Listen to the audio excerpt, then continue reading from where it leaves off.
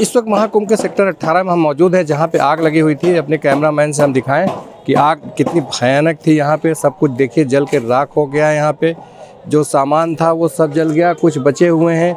बगल में जो शिविर है, यहाँ कुछ श्रद्धालु हैं जो कल्पवास किए हुए हैं। इनका कहना है कि हमारे बगल का जो शिविर था इसमें वीआईपी टेंट था, जिसमें सारी सुख सुविधाएं थी। उसमें शावर था, ब्लूवर था, सब कुछ चल रहा था। जब हम लोगों को एक ही बल्ब जलाने के लिए सिर्फ पतला सा तार दिया गया है। ये मेला प्रशासन के ऊपर ये लोग लापरवाही का आरोप लगा रहे हैं कि उसकी लापरवाही की वजह से ये सब नुकसान हुआ। जबकि हम लोग जहाँ कल्पवास कर रहे हैं, हमारे शिविर का भी सामान काफ़ी जल गया है और वो पैसे वगैरह जल गए हैं। जो हमारे यहाँ कुछ श्रद्धालु भी बाहर से आए थे, रुके थे, उनका भी काफ़ी नुकसान हो गया है। इन सभी लोगों ने प्रशासन शासन से मांग की कि हमारा जो नुकसान हुआ उसका भरपाई किया जाए।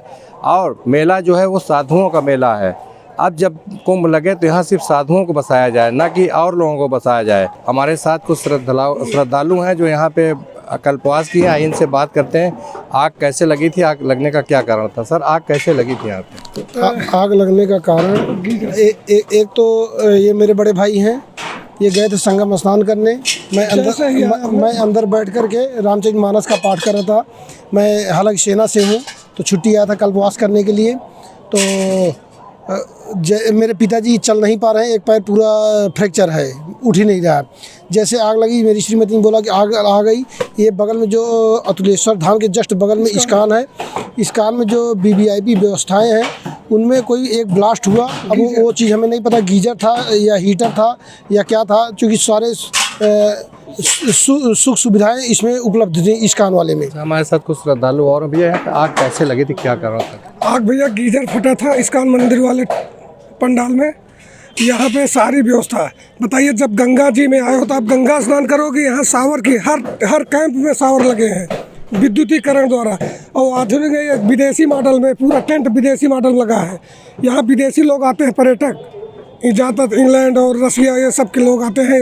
यहाँ भंडारा चलता है पूरा। देखिए साइलेंट वाला जनरेटर भी ये लगाए हैं। किसकी हिम्मत से लगाए हैं? प्रशासन की वजह से लगाए हैं। या गीजर, हीटर और एसी। बताइए एसी क्या ज़रूरत है यहाँ पे?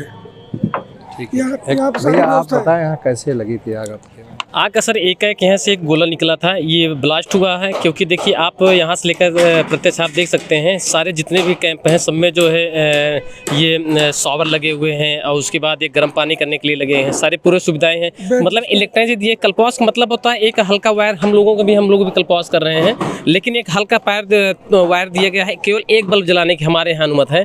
लेकिन कहीं ना कहीं ये अगर ये सब सुख सुविधाएँ होती हैं महलों में, होटलों में, वहाँ होती हैं, लेकिन एक कागज़ के टुकड़ों में और उसके बाद फास्ट फूस के बने हुए घरों में या कपड़े के बने हुए मकानों में ऐसी सुविधा की होगी तो आग नहीं होनी है। तो इसके सारे कारण यही सब चीज़ हैं। अगर यहाँ पर अगर पक्के मकान होते तो हम मानते तो वहाँ ना लगता, लेकिन पक्के मकान ना होने की वजह से, क्योंकि जब तंबू लगा हो तो तंबू में एसी, गीजर, कूलर कोई मतलब ही नहीं उठता है, क्योंकि जो परमिशन ही नहीं है। लेकिन आप लोग जो है अपना क्या कर रहे हैं, व्यवसाय कर रहे हैं, सारी जिम्मेदार यही लोग हैं। बाकी हम कुछ नहीं कहना चाहते हैं सर। ये कुछ श्रद्धालु थे मेरे साथ जो यहाँ पे कल्पवास कर रहे हैं महाकुंभ के मेले में। इनका कहना है कि बगल में जो शिविर था इसमें एसी वगैरह लगा था, कूलर थे और तमाम सारी सुविधाएं थी, हीटर वगैरह लगे थे, शावर वगैरह लगे थे। उसी में शॉर्ट सर्किट हुआ, कोई चीज़ ब्लास्ट हुआ, इलेक्ट्रॉनिक सामान कोई, जिसकी वजह से आग लग गई। आग लगने से जो हम लोगों का वो था शिविर था, यहाँ पे काफ़ी नुकसान हुआ। प्रयागराज से जफरुल हसन।